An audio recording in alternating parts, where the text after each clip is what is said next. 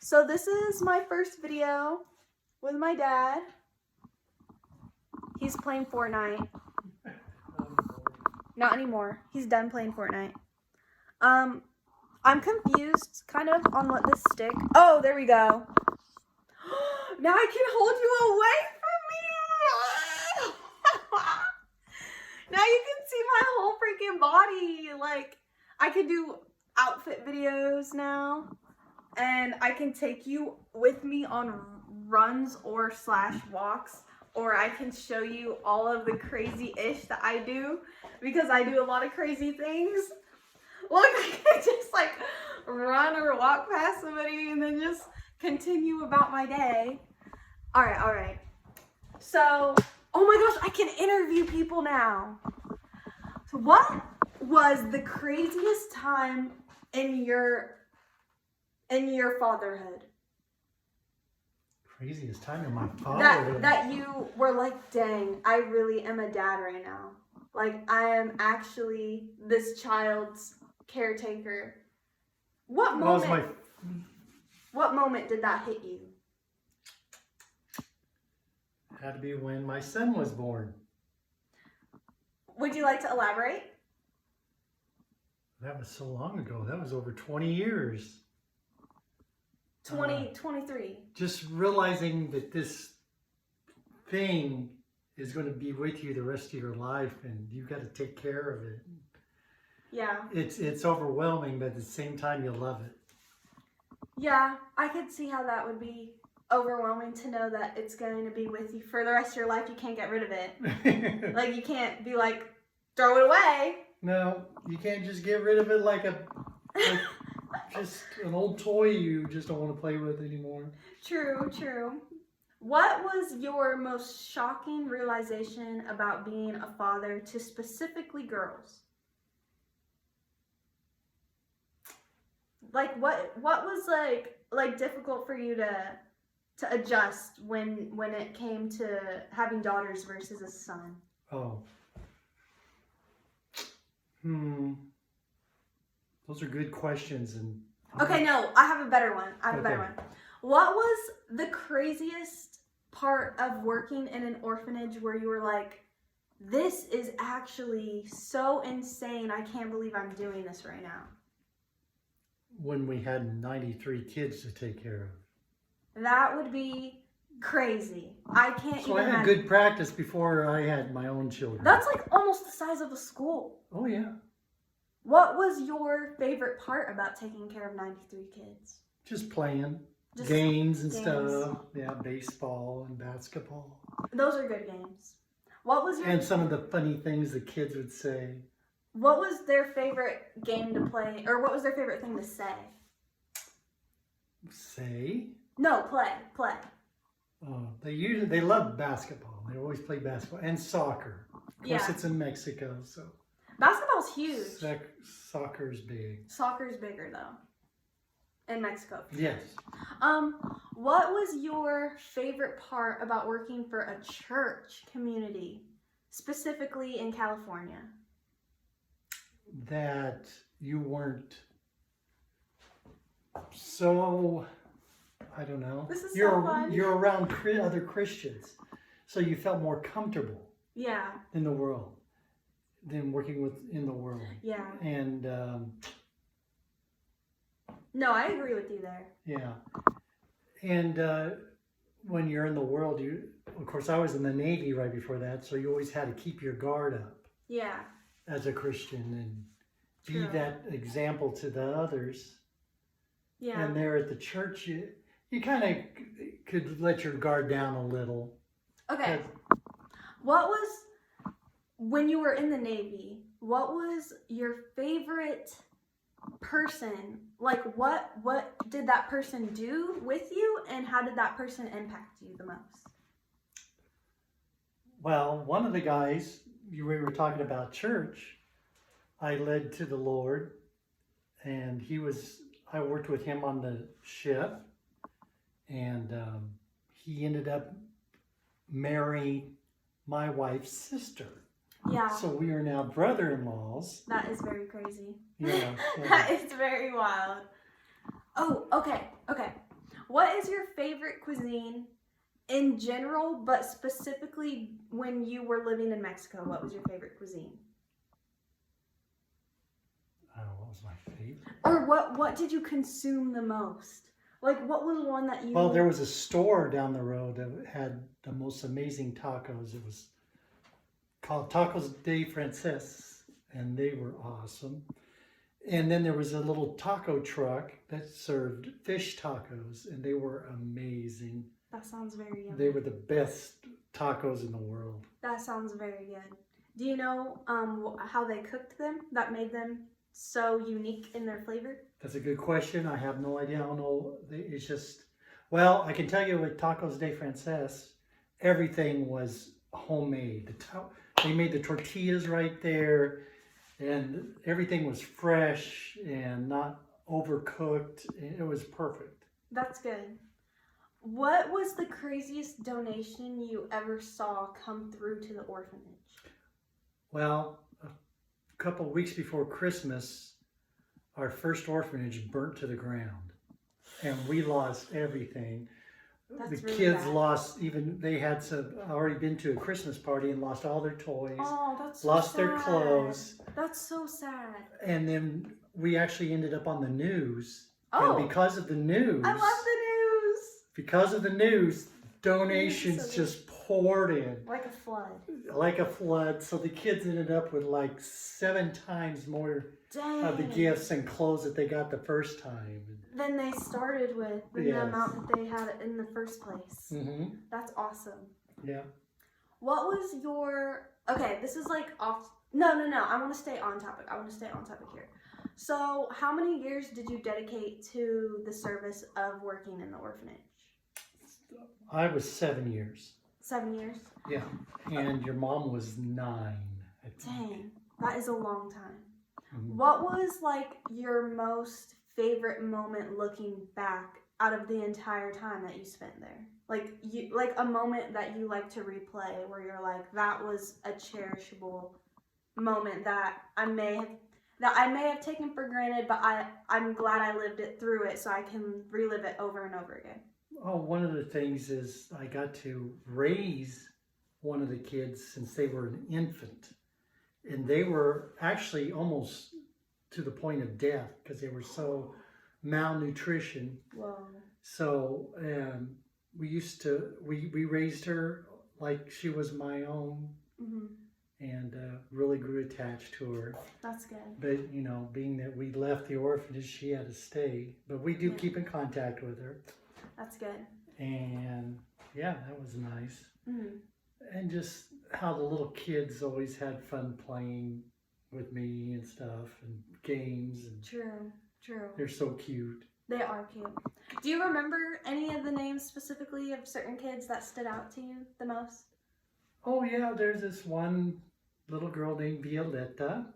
There's a whole show revolved around Violetta, like an entire cast and like storyline and music, and it's musically produced, and there's like drama, and she's trying to find her way. Mm-hmm. So Violetta was one. When you first started, what was the hardest part about adjusting there? There wasn't much adjusting because I used to donate my time on the weekends. Okay, that was a bad question.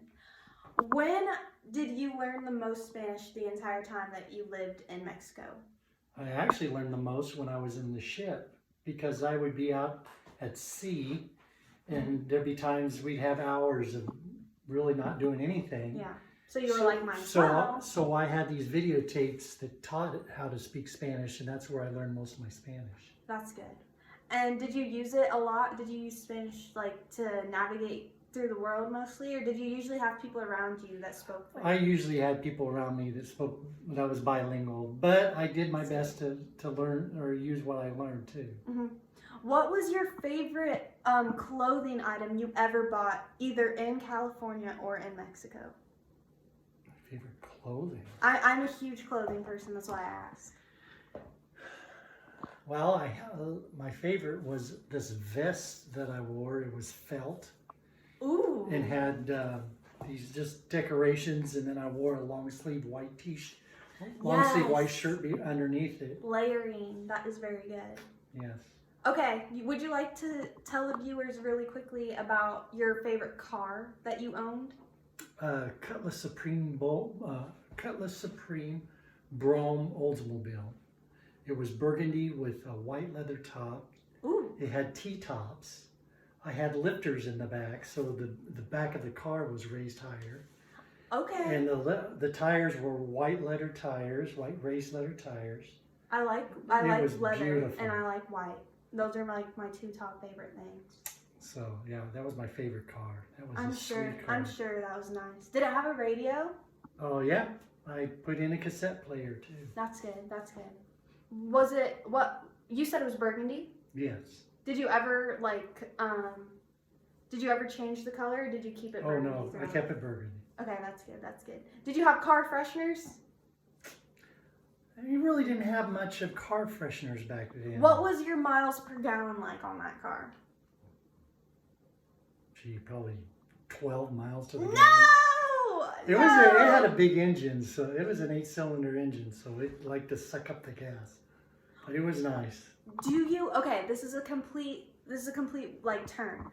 Do you remember a specific year of a Christmas where the specials and the programs were just on point and like everything just seemed like more that year just like vibrant and like a lot more effort was put into the programs? Like, do you have a specific year in mind that comes to mind when you think about Christmases there?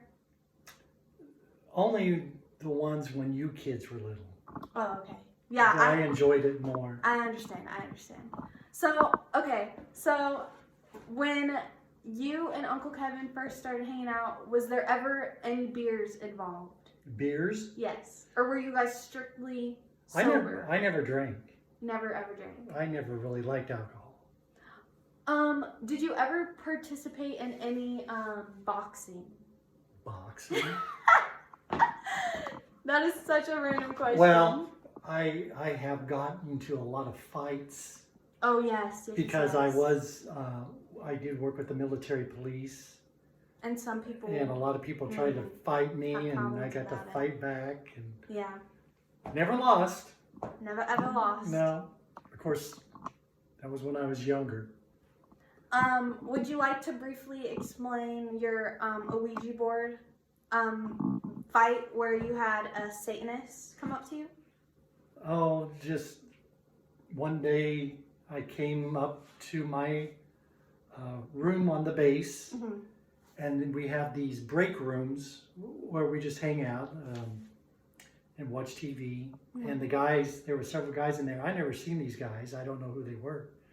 They were in the Navy also, but they were playing with a Ouija board. And I told them, you guys shouldn't be doing that. And I explained to them, you're dealing with demons. Right.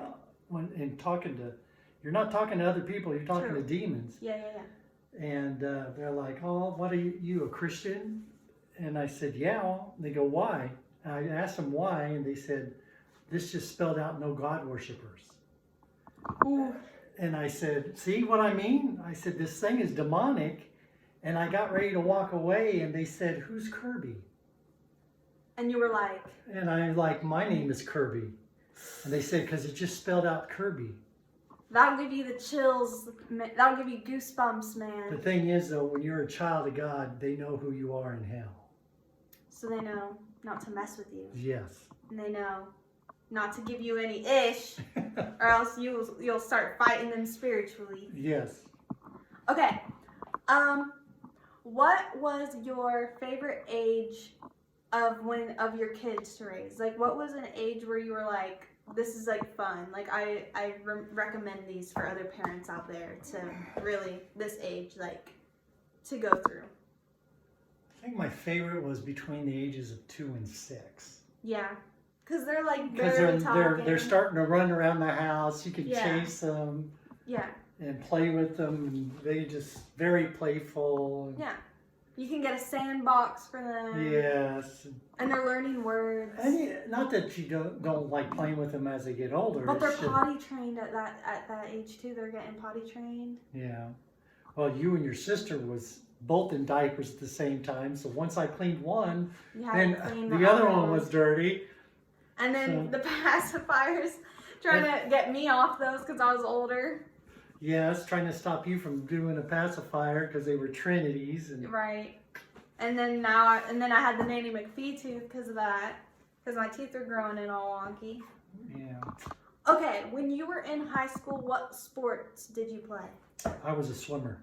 You're a swimmer? Yeah. What was your races? What was your relays? What was my stroke? Yeah, what was your stroke? Breaststroke. That was Breaststroke. my best, yeah. I like that stroke specifically because you get to use more of your strength and you don't have to spend as much time out of the water, so I find it's less cold and shocking on you. So other than breaststroke, what was your strongest stroke after that? Freestyle. Freestyle? Mhm. Do you remember your times for breaststroke, around what estimate you could do? My Like a breast- 50 or my- a 100? The 100 breast I did in a minute 12. Impressive. For me, it'd be 3 minutes, but for you, it's like 1 minute. So, when did you guys ever win, regionally, or did you ever take it to the Tri-County areas? What was it like? We did Tri-County. We never were good enough at regionals. Oh. Um, So were I we, was so pretty were good. I won almost all my races, but we. Your just teammates? not quite good enough to make it state. All right, I know what you mean. I know what it's like to be the shining star and to feel like you're gonna take everybody home. I know what that's like. I know what that's like. Weren't you also in baseball, or was that just your son? I was in baseball when I was in grade school, but once I got to high school, I went straight into swimming. Straight into swimming. Mm-hmm. You were in Boy Scouts. Would you like to say what your favorite skills were to practice while you were in Boy Scouts?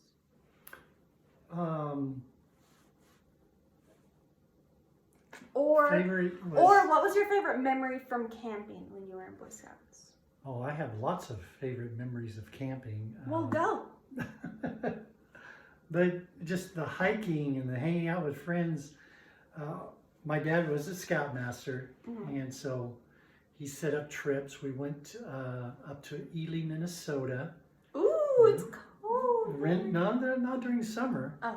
And then rented canoes and canoed up into Canada, and found, and there were so many islands there. We just You picked crossed it- the border? crossed the border in canoes and camped out on one of the islands there. Like Lewis and Clark.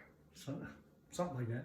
Okay, so the islands, were they like actually made out of woodlands, or was it like more They were dirt. sands? They were little islands. They were just. How little? How little are we talking here? Like Galapagos Islands little, or like Bahamas Islands Oh little? no! These were little. We're talking about something that may be as big as a football field. Oh, those are little. What types of animals did you see while you were We there? actually had bears come in our campsite. No! Yeah. What? Grizzly? No, not grizzly. Thank God. Black bears. Black bears. Did you give them food? Were they friendly? Oh no! We had to chase them off. They would scare easy. So. With fire? Oh no! We just banged pots and pans and like, get out of here. And they would Seriously? yeah, we had. Okay, so the bears were like real? Oh my gosh. Yes. That is so funny. Wait, I'm We sorry. had one sniff around our tent one night. You could hear it going. So they had like actual families. That is so crazy. Yeah. So, when you guys were camping, what was your go-to snacks to bring, or what would you bring on a hike to keep you, what's it called? To keep you not nourished, to keep you Energized. Yeah, like energized and ready to go and like fully. Well, when I was jolted. in Boy Scouts, they really didn't have much of those power bars or anything. Right, Like that. those are like. So we make our own. So we made like Ooh, that would be M&Ms mixed with Ooh. peanuts and raisins. Okay. We I make, can get down with that. We I make can our get down own with food that. trail. Yeah, trail mix. Yeah. Did you guys drink coffee at that age? Like on the campsite? I Or were you didn't, drinking no. more like tea?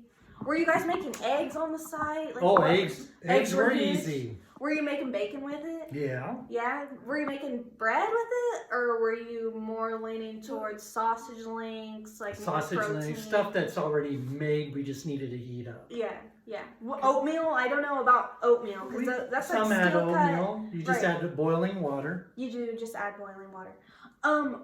Did you sleep straight on the ground, or No, we were in tents. You were in tents. Were your sleeping bags thick enough where you wouldn't wake up with any pains or nothing like that? No, we would pick soft areas to lay down.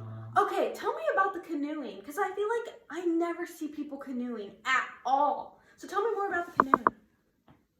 Well, we just grabbed canoes and went out and started canoeing. I mean, we've done it as a family, and We guys. have canoed. Everybody I've been loves on it. a couple. I think I've been on a couple field trips where I went in a canoe, and my friend, she was doing a lot of the work. I was trying my best, but my noodle arms just weren't nothing compared to her. She was able to just go so much farther than me on the canoe. It was insane. And I was so worried I was going to tip us over, but I didn't. And then we stopped a couple times. I do like tubing. When you were camping, did you guys ever go tubing? No, not really. Okay, what was the driest state you've ever camped in? Probably South Dakota. Okay. It was pretty dry. We went to the Badlands. That was pretty dry. Yeah. What was your favorite part about the Badlands? Just the way they're made, just the way they've eroded over the years. They made like little mountains, tiny mountains. You can climb up them. And what was it like seeing Mount Rushmore? Oh, it was very cool. The thing is, I've seen Mount Rushmore before because my father took our family to South Dakota also to see Mount Rushmore. But back then, they didn't have Crazy Horse. Cause they didn't? No, they didn't even start Crazy Horse back then. When did they start that? I could be wrong. I think they did start Crazy Horse. It was just... I thought they did It was just that. a hole in the mountain. Oh, okay. They just had a hole. But it was like delayed, and then they started the process they did after it, they mostly wanted to start Mount Rushmore. But when we went back to South Dakota, and my son was in Boy Scouts when we went, Crazy Horse's face was done. You could see him actually pointing. Yeah, he was one of the craziest like Indian war leaders at the time that caused the most beef and that did the most talking during the integration of like both societies and stuff. But this is about you. So I didn't know it was about me. So when you were at the Badlands, did you take any souvenirs with you? When you saw Devil's Tower or anything like that? No, we didn't really pick up anything. But you got lots of pictures. We got pictures, lots of pictures. That's we got some good. t-shirts. I love a good t-shirt. I wore mine when I was like 12, 13, 14, 15. I was still wearing it at 16. It was still fitting me. Really? Yes. I think Trinity still has hers. Hers was pink, I think, and mine was blue, I think. Something like that. Okay, what was it like driving to New York when I was about 10? What was that like? Because I know that was a long drive for us. That was like one of our longest family trips. Well, I enjoyed it because it was the first time I've ever been to New York. Same, me as well. So that was nice. Do you specifically have any memories from that New York trip that you would like to elaborate on that didn't include us at the hospital? Oh. People are going to want to know. What Okay, I'll cut that out. Let me rephrase the question. Or you can tell about it later. Yeah, I was thinking about that. Part two. Coming soon. What was your favorite memory in New York that you had with like Aunt Debbie and Abuelita was there and our family was there and Sarah and Mikey were there? I think just going out to eat pizza.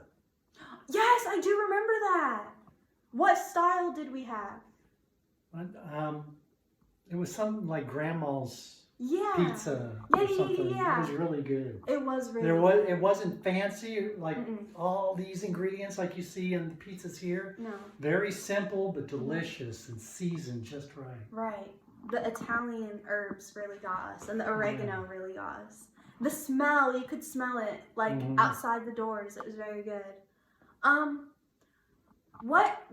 What makes Barnes and Noble so special? Like honestly, what is it about the environment of Barnes and Noble that makes it one of the top tier places to visit as an American? That was Mom's idea for us to go there, and then it just became a habit, and we always just ended up there. We did. I think my favorite part was probably yours too, is the Starbucks. Oh, the Starbucks. The cream sodas with the jars, with the lids that you had to twist off, and you always had to ask for help because they were sharp and they'd cut your hands otherwise. And They then have good food there. they did have good food. And then always being like, looking at the stuffed animals and being like, please buy the stuffed animal for me. And I remember getting the Winnie the Pooh one for the first time, and that was You super. guys get books too. We would get books. We would get books. Oh, and I love just seeing what books Sam would grab. He would always grab the most craziest books that were like always new and always trending, because like so many millennials, I guess, in New York and the New York Times were just pumping these books out like one after another, and Sam would just be grabbing them and like plopping them on the table and saying the most out of pocket things, the most outlandish phrases that I would just never guess that he would come up with. Okay. What? Okay, no wait, what were you gonna say? I actually need to start getting my lunch and everything No! No! for work tomorrow. Okay. I am working tomorrow. That's good. It's Sunday. That's good. Yeah. I also work on Sundays because I know you're not supposed to work on Sunday, but it is good to work on Sundays. So that is good. So I'm going to edit this video and then we're going to make more. So be prepared for that. And I need to upgrade my storage because I could honestly interview forever. I could talk forever and I could tell stories forever, and I could elaborate on what I know for advice for people that are younger than me and older than me. And I'm the only person who can do this. True. Because she's my baby. True. All right. Say goodbye. Bye. Bye.